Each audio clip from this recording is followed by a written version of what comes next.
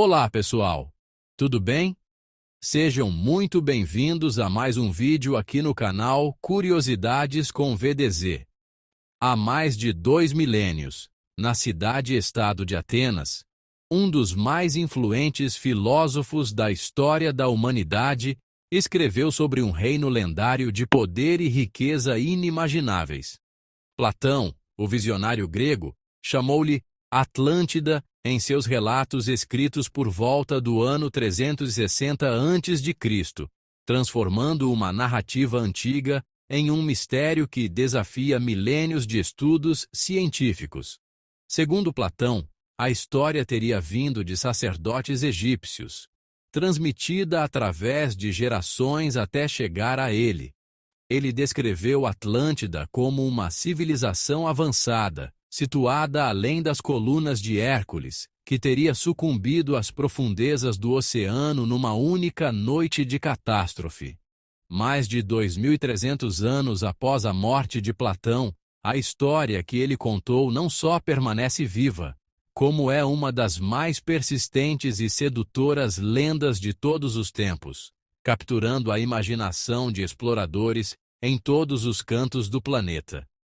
O que faz com que esta narrativa, quase de certeza falsa para a ciência oficial, continue a capturar a nossa imaginação, a inspirar exploradores e a alimentar teorias conspiratórias até os dias atuais?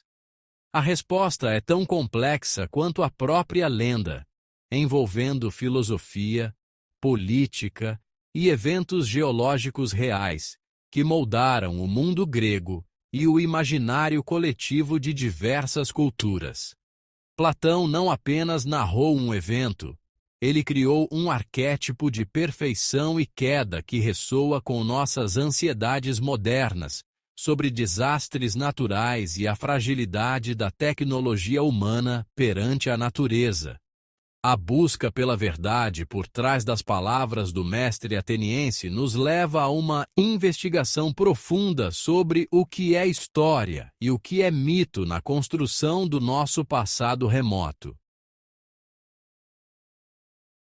A resposta para o mistério de Atlântida é tão complexa quanto a própria lenda escrita pelo filósofo grego Platão, discípulo de Sócrates e mestre de Aristóteles.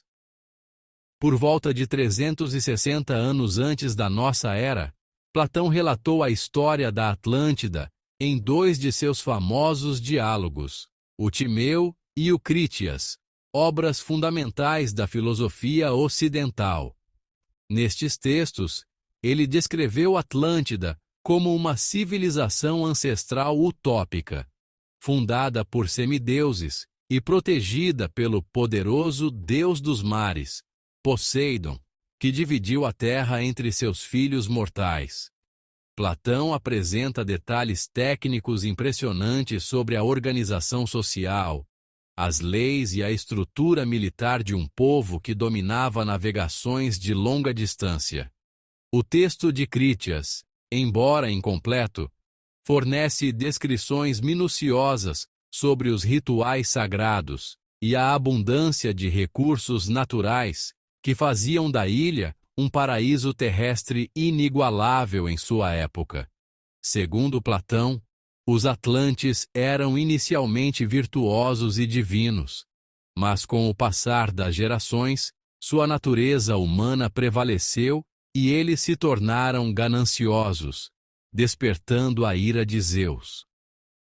A estrutura dos diálogos sugere que a história foi contada durante as festividades de Panateneia, servindo como pano de fundo intelectual para discussões sobre a natureza do cosmos e da política.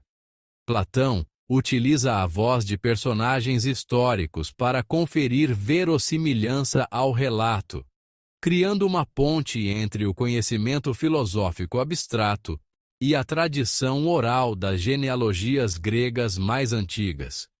Mesmo sendo considerado por muitos um texto de ficção filosófica, a precisão das medidas e descrições contidas nos diálogos de Platão continua a ser a base principal para todas as expedições arqueológicas modernas em busca da Atlântida. Assim, a beleza e o mistério de Atlântida permanecem vivos, inspirando gerações a explorar os limites entre mito, história e filosofia. Platão descreveu Atlântida como uma metrópole de geografia surreal e monumental, uma cidade formada por ilhas concêntricas perfeitas, separadas por largos fossos de água e interligadas por pontes imensas. No coração da capital, anéis de terra e mar protegiam o palácio real e o templo de Poseidon, acessíveis por um canal que serpenteava do mar exterior até o centro sagrado.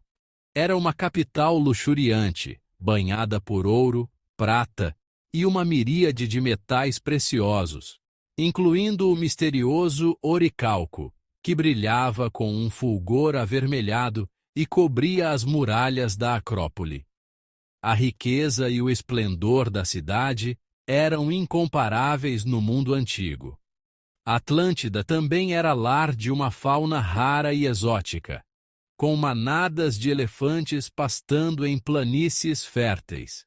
A arquitetura monumental construída com pedras vermelhas, pretas e brancas, criava um contraste visual deslumbrante em suas construções. A força da Marinha Atlante era lendária, com milhares de navios e docas escavadas diretamente na rocha, tornando Atlântida uma potência formidável que controlava as rotas comerciais do mundo antigo conhecido. A planície central era descrita como retangular e cercada por montanhas majestosas, protegendo-a dos ventos do norte e criando um microclima ideal para a agricultura intensiva, permitindo até 2 colheitas anuais. Toda essa estrutura urbana era abastecida por fontes de água quente e fria, demonstrando um nível de engenharia hidráulica que só seria igualado por civilizações muitos séculos depois da época de Platão. A cidade era um labirinto planejado de canais e zonas residenciais, onde a hierarquia social era claramente definida pela proximidade com o centro sagrado da ilha e seus templos monumentais. Esta descrição de uma engenharia civil avançada é um dos pontos que mais intriga os pesquisadores, que buscam vestígios de cidades circulares em forma de anéis no leito oceânico, tentando desvendar se a Atlântida de Platão foi apenas mito ou se há traços reais escondidos sob as águas. Mas teria esta nação insular existido alguma vez no mundo real? Ou seria apenas um delírio criativo do maior filósofo da antiguidade clássica europeia? A localização exata da Cidade Perdida é uma obsessão que alimenta múltiplas teorias e expedições financiadas por milionários e instituições acadêmicas ao redor de todo o globo terrestre. Ao longo dos séculos, a Atlântida foi descoberta em todos os cantos do mapa, desde o leito do mar Mediterrâneo ao largo da costa de Espanha até as geladas extensões da Antártida. Alguns pesquisadores apontam para o Triângulo das Bermudas, outros para os Açores, e há quem jure que a estrutura de Richat, na Mauritânia, é a prova física definitiva da cidade circular. Como ironizou um investigador, se escolher um ponto no mapa, por mais remoto que seja, certamente alguém já terá apontado que ali ficava a capital de Poseidon. Esta incapacidade de a localizar, paradoxalmente, apenas adensa o véu de mistério que a envolve e permite que novas teorias surjam a cada avanço da tecnologia de satélites. A geografia descrita por Platão, além das colunas de Hércules, aponta claramente para o Oceano Atlântico, mas as buscas subaquáticas em grandes profundidades são extremamente caras e tecnicamente desafiadoras. A incerteza geográfica transformou Atlântida em um continente imóvel na mente dos teóricos, adaptando-se a qualquer nova descoberta de ruínas submersas ou formações geológicas incomuns no fundo do mar. A falta de provas físicas conclusivas não impediu que cidades como Cádiz, na Espanha, ou regiões no norte da África fossem escrutinadas em busca de vestígios daquela civilização perdida. Cada nova imagem de sonar que revela uma linha reta no fundo do oceano é motivo de frenesi na comunidade de caçadores de Atlântida espalhados pelo mundo. A única fonte primária sobre Atlântida está nos textos de Platão, cuja credibilidade como historiador de tradições orais é frequentemente debatida.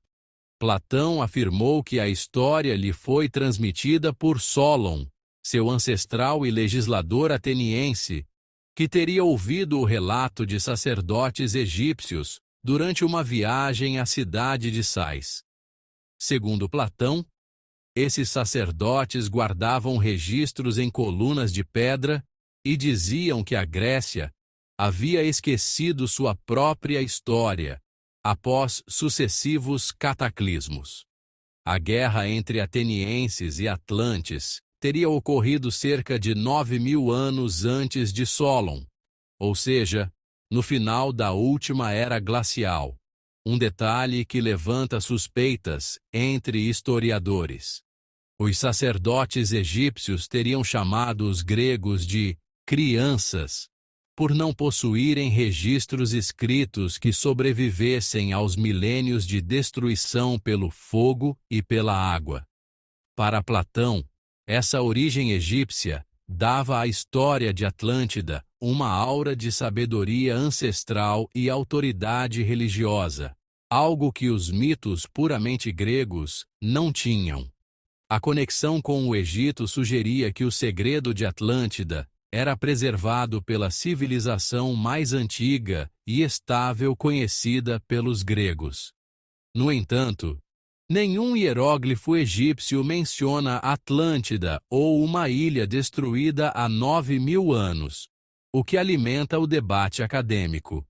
Muitos acreditam que Solon pode ter interpretado mal os números, ou que Platão usou seu nome para dar legitimidade histórica a uma obra de ficção.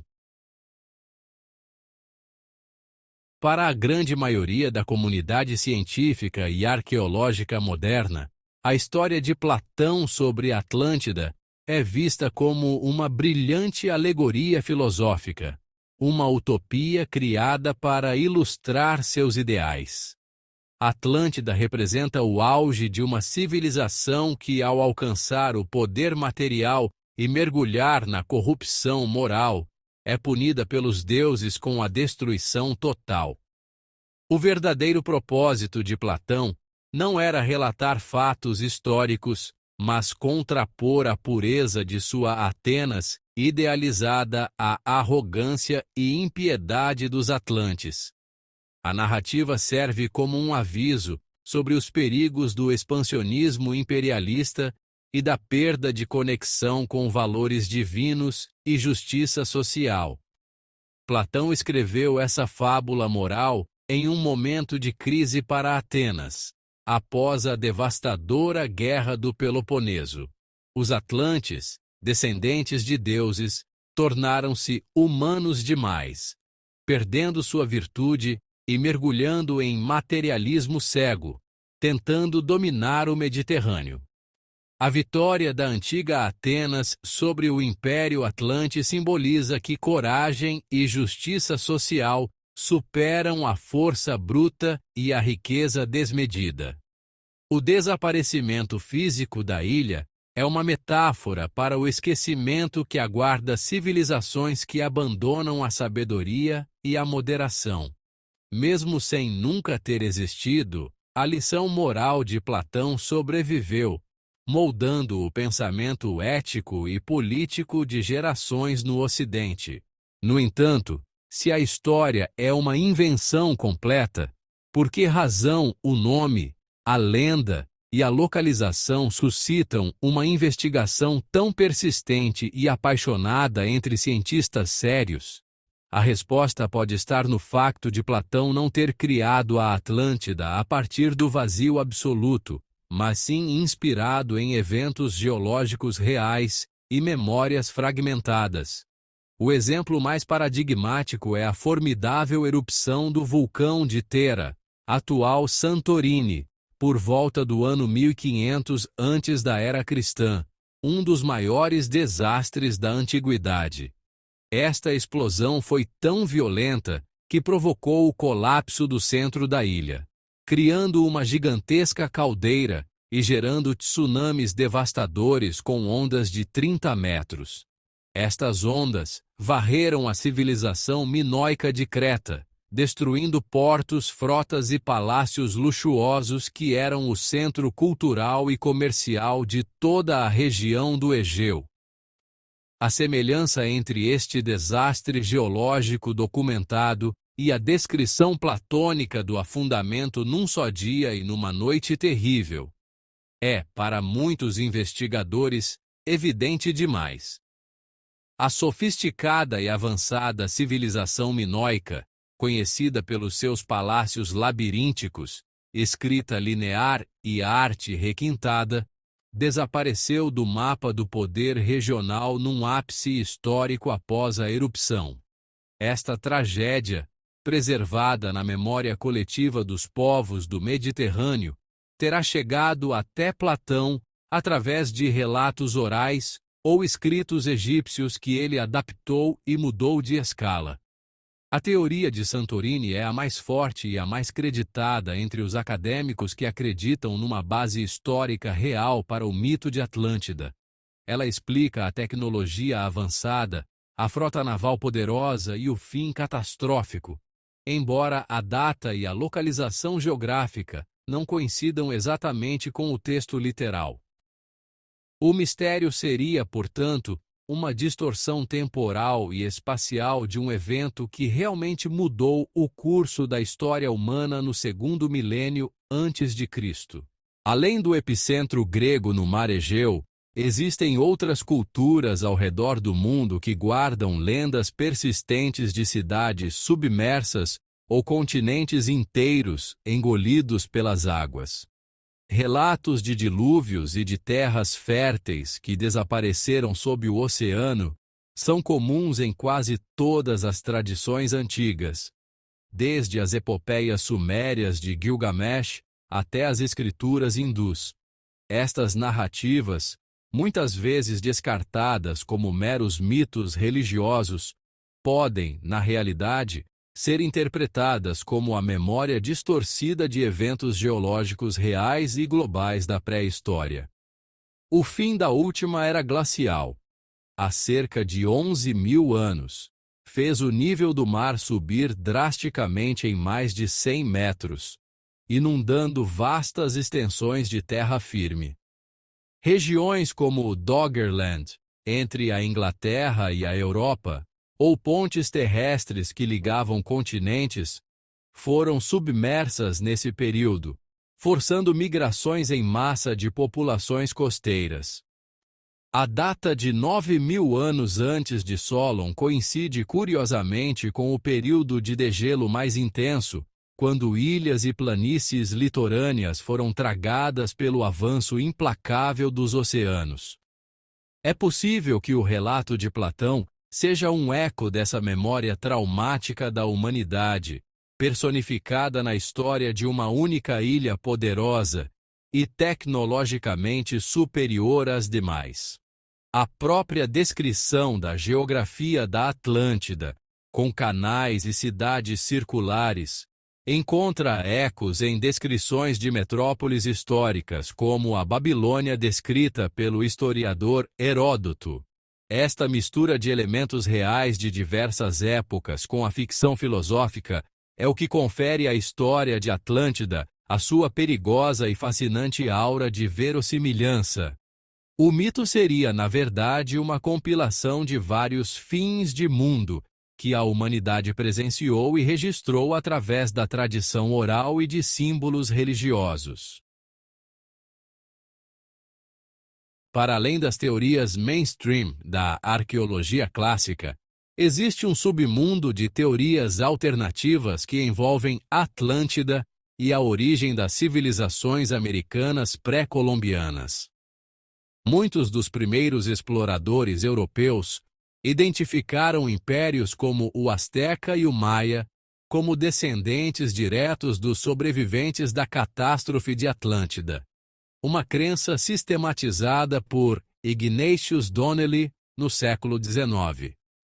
Donnelly defendia que traços de uma civilização superior, como pirâmides e escrita, haviam sido transplantados da ilha perdida para o Egito e para as Américas. Essa narrativa, porém, tinha um forte pendor racista e colonialista, descredibilizando o gênio e as conquistas autônomas dos povos indígenas. Ao atribuir a arquitetura monumental das Américas a uma ascendência atlante ou europeia, Donnelly ignorava o desenvolvimento independente das culturas locais. Mesmo assim, seu livro foi um sucesso estrondoso e lançou as bases para quase todas as teorias místicas e ficções modernas sobre Atlântida. Donnelly via Atlântida como a ponte que explicaria semelhanças culturais entre os dois lados do Atlântico. Uma ideia já refutada pela ciência genética, a ideia de uma cultura mãe civilizando o mundo após um dilúvio, permanece viva em movimentos esotéricos que buscam as raízes perdidas da humanidade. Atlântida deixou de ser apenas um relato de Platão para se tornar, na literatura de mistério, a mãe de todas as civilizações. No século XX, teorias radicais sobre Atlântida atingiram um novo patamar de fantasia graças a figuras como o médium americano Edward Cayce. Conhecido como o Profeta Adormecido, Cayce afirmava em seus transes que Atlântida era uma terra de tecnologia avançadíssima, muito além da nossa era. Segundo suas visões, os atlantes possuíam cristais de energia, naves voadoras e armas tão poderosas que acabaram por causar a própria destruição da ilha. Cayce previu que partes de Atlântida seriam redescobertas perto das Bahamas, o que levou à polêmica descoberta da Estrada de Bimini, em 1968. Hoje, essas ideias se misturam com crenças em arqueologia interdimensional e civilizações pré-históricas, com conhecimentos de física quântica. A imagem de Atlântida como um paraíso tecnológico submerso tornou-se tão poderosa que muitas vezes substitui o relato original de Platão. O fascínio pelo progresso antigo reflete nossos próprios medos sobre o mau uso da ciência e o risco de autodestruição. Atlântida funciona como um espelho tecnológico, onde projetamos tanto nossos sonhos de energia infinita, quanto nossos pesadelos de destruição total. Ao refletirmos sobre as inúmeras teorias, cidades perdidas e sonhos tecnológicos, uma pergunta persiste: por que o mito de Atlântida continua a nos cativar através de gerações e culturas? A resposta não está apenas na busca por um continente submerso, mas na necessidade humana atemporal por histórias que preenchem a lacuna entre o que é e o que poderia ser. Atlântida perdura porque se adapta. Ela se transforma a cada nova descoberta, a cada reinterpretação e a cada mudança cultural. Seja como um símbolo de sabedoria perdida, um alerta contra a arrogância ou um farol de esperança para um mundo melhor, Atlântida se molda para se ajustar aos medos e aspirações de cada era. Nosso fascínio por Atlântida é mais do que nostalgia. É um anseio compartilhado por significado em um mundo que muitas vezes parece fragmentado e incerto. A lenda se torna uma tela, pintada com nossas mais profundas esperanças de união, justiça e iluminação. Ao procurar por Atlântida, também estamos procurando pelas partes perdidas de nós mesmos. Um lugar onde conhecimento, harmonia e grandeza floresceram, mesmo que apenas na imaginação. Assim, a lenda persiste, não porque nos faltam respostas, mas porque almejamos a jornada. Atlântida é menos um destino e mais um espelho, refletindo nossa busca incessante por maravilhas, propósito e os mistérios que nos tornam humanos. A resiliência do mito de Atlântida também nasce da emoção que ele desperta e das possibilidades reais que a arqueologia subaquática moderna começou a revelar nos oceanos. Somos confrontados com a nostalgia de um passado dourado e com o medo do esquecimento total, o que nos impulsiona a vasculhar cada centímetro do leito marinho profundo. Cada nova descoberta de cidades submersas reais, como Heracleion no Egito ou Pavlopetri na Grécia, é imediatamente escrutinada em busca de provas da capital de Platão. Hoje, tecnologias como sonar de varredura lateral, submersíveis remotos e imagens de satélite permitem explorar áreas antes inalcançáveis, revelando formações misteriosas que alimentam ciclos de esperança na internet. No entanto, a maioria dessas descobertas acaba sendo apenas formações geológicas naturais ou falhas técnicas no processamento dos dados digitais. A obsessão pela localização física de Atlântida esconde algo mais profundo: nossa necessidade de dar sentido material a um mito espiritual e filosófico. A busca incessante pela ilha é, em muitos aspectos, uma busca pela perfeição perdida, por uma sociedade ideal que talvez nunca tenha existido fora da mente. O verdadeiro fascínio não está no ouro ou na prata, mas na certeza de que existe um modelo de civilização a ser recuperado e emulado. A ciência moderna desmistifica, mas a cada resposta, o mistério de Atlântida apenas recua para águas ainda mais profundas.